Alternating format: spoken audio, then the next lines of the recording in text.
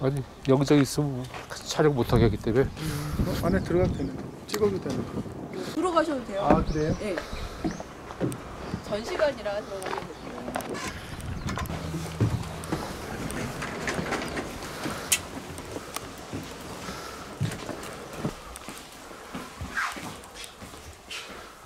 여기 세월호 제주기업관은 부모님들이 직접 운영하는 곳이고요. 엄마 아빠들이 만드신 것들을 전시를 하고 있습니다. 여기는 친구들은 생일인 친구들입니다. 오늘이 성탄이가 생일이에요. 부모님들한테는 아이들 생일이 되게 특별해요.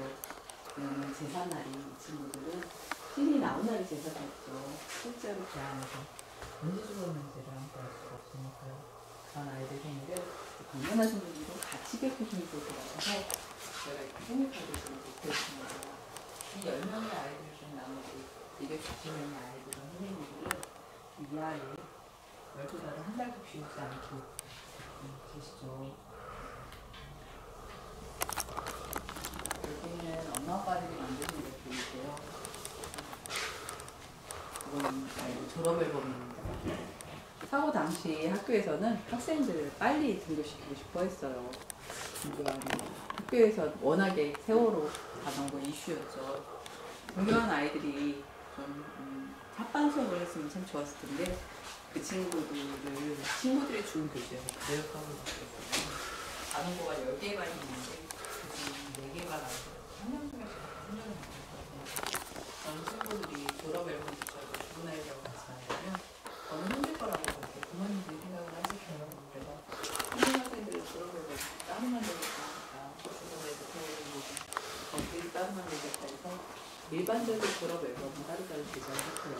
그거는 생존학생, 죽은 학생, 돌아가신 선생님, 생존하신 선생님, 일반인들도 신청을 받아서 졸업 앨범을 따로 제작을 했습니다.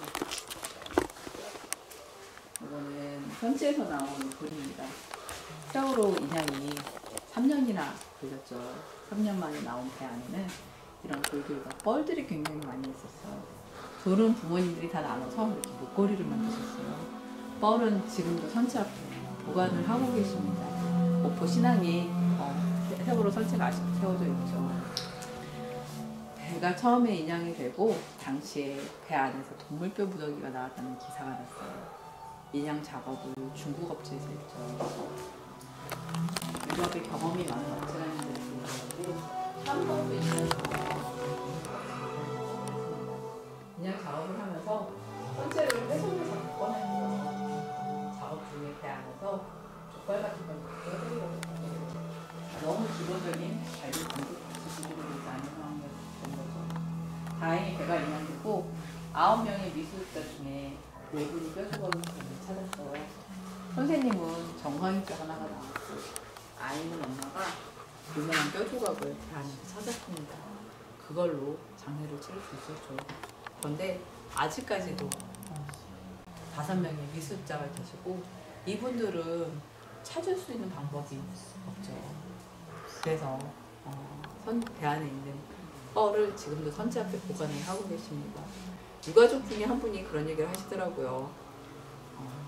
기술이 더 발전해서 정말 미세한 뼈 조각이라도 이 안에서 찾을 수 있지 않을까 하는 마지막 생각이라고요. 여기는 엄마 아빠들이 만드신 것들이세요. 트라우마 치료를 제일 많이 하는 게 이런 매드, 퀼트, 아파, 손을 움직이고 집중할 수 있는 작업들을 11년이 된 지금까지도 해오고 계십니다. 여기 너무 예쁘게 만들어진 이런 부분 다 엄마들이 만드신 거고요. 위에 목공은 아빠들이 작업을 하신 거고요. 여기 전시되어 있는 이렇게 큰 액자들은 그림이 아니라 꽃잎 하나하나를 다 말려서 붙여서 만든 아파 작업입니다.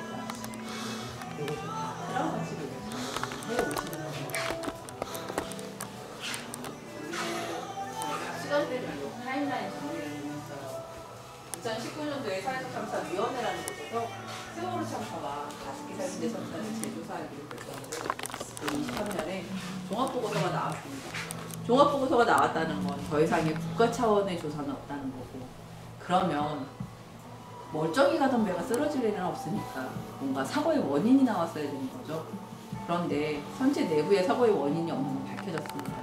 당시 솔라로이드 밸브의 고착이라든가 내부 엔진 문제가 아니었냐라는 얘기들이 있었지만 그게 아닌 거는 밝혀졌어요. 그런데 외부적인 어떤 충격이 어떤 문제인지는 밝혀지지 않고 종합보고서가 마무리가 됐습니다. 이런 달나라를 가는 21세기에 정말 밝히지 못하는 건지 밝히지 않는 건지 잘 모르겠습니다. 당시 내부에서 나왔던 CCTV들이 훼손이 돼서 나왔죠.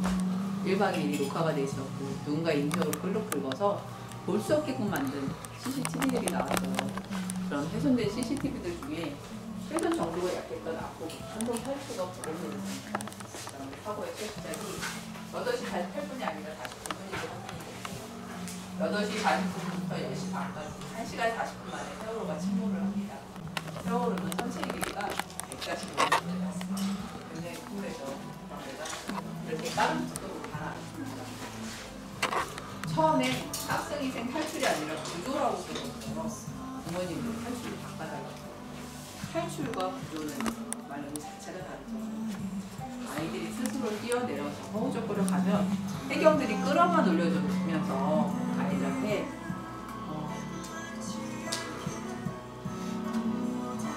그 새끼 그렇게 무겁네. 가만히 있었는데 왜 나왔냐. 그런 얘기들을 했다고 합니다. 네, 이 얘기들을 생존학생들이 재판 과정에서 직접 증언했던 내용들이고요. 구조로 간 해경들은 왜 그랬을까요? 배 안에서는 현재 계신 위치에서 움직이지 마시고 대기해 주시기 바랍니다. 이제 다 침몰하는 순간까지 나왔죠.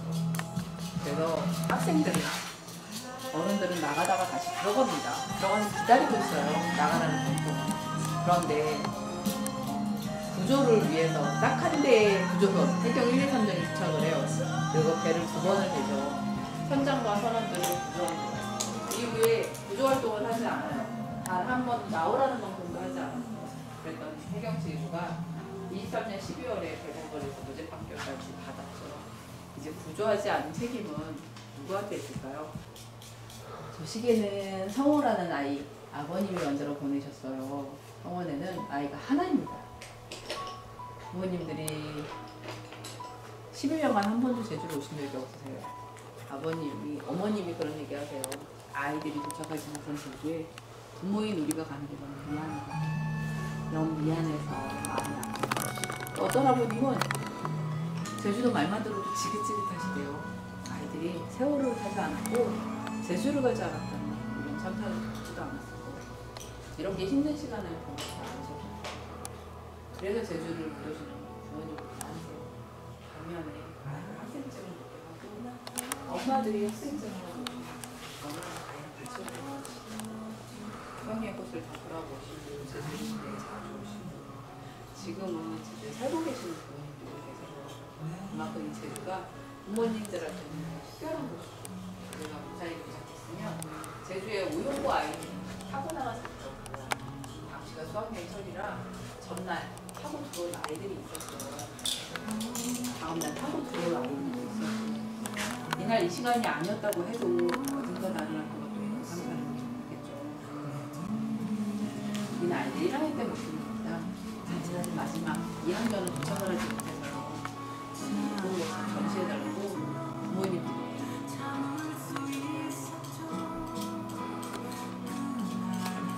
촬영을 아이들 얼굴을 클로즈업해서 촬영하거나 하시면 부모님들이 되게 불편해하세요. 회사 사진이 훼손되는 경우들이 너무 많았어가지고 그것만 좀 주의를 부탁드릴게요. 이 아파 중에서 제가 이 파일 하나만 설명을 드릴게요. 대표님이세요. 차유리 감독님이세요. 하나 더 작았습니다. 고생 많으셨죠. 얼굴을 좋아지셨네. 예. 빨리 잘 해결되셔야죠. 네, 이번에.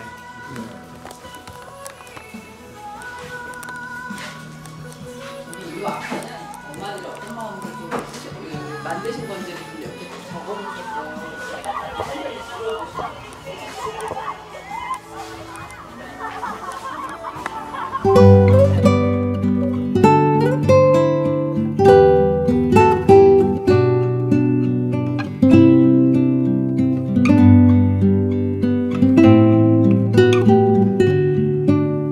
그날 그 거리에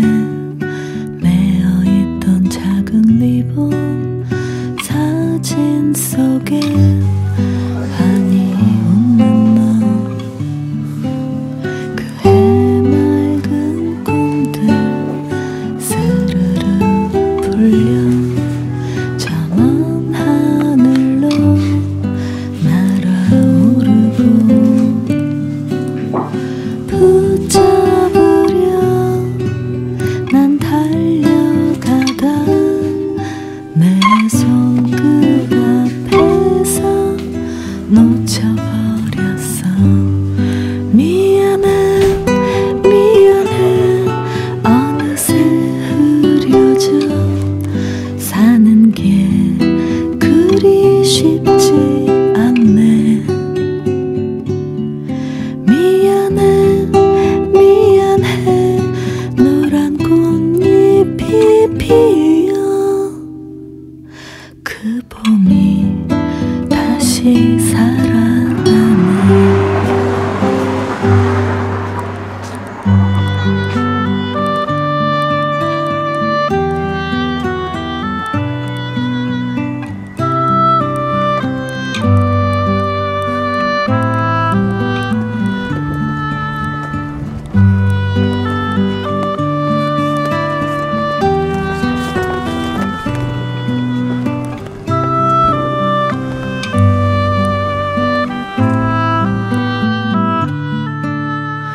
그날 그 거리에 매여있던 작은 리본 사랑한다고 외쳐 부르던 이름 이 어두운 하늘 다시 비는 내려와 날 안아주는 너의 용서처럼 내 가슴에 작은 빗방울 우리의 기억처럼 흘러들어와 미안해 미안해 어느새 흐려져 사는 게 그리 쉽지 않네. 미안해 미안해 노란 꽃잎이 피어 그 봄이